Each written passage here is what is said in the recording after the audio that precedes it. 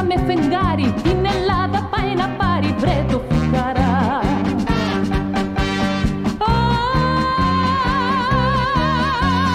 Το τζολιά μας το λεβέντι βρίσκει στα βουνά και ταράζει τον αφέντη το μακαρονά. Αχ Τσιάνο, θα τρελαθώ Τσιάνο, με τους τζολιάδες ποιος μου είπε να τα βάνω.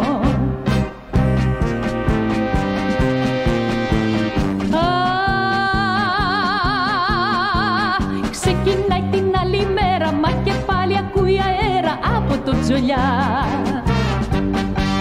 Δρόμο παίρνει και δρομάκι και πηδάει το ποταμάκι, ξέρει τη δουλειά.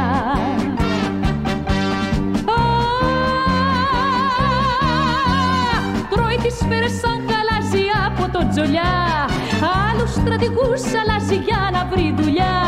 Αχ Τσιάνο, θα τρελαθώ Τσιάνο, και στείλε γρήγορα τα μαύρα μου να βάνω.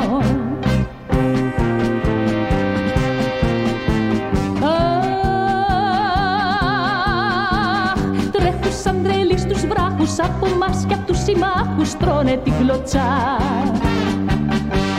Και χωρίς πολλές κουβέντες μπήκαν Έλληνες λεβέντες μες στην κοριτσά.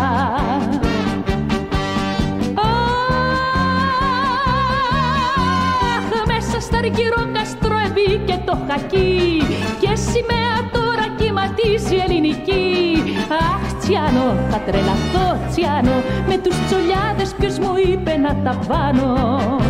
Και πάθαν οι καημένοι μεγάλη συμφορά, κι η Ρώμη περιμένει και τώρα τη σειρά.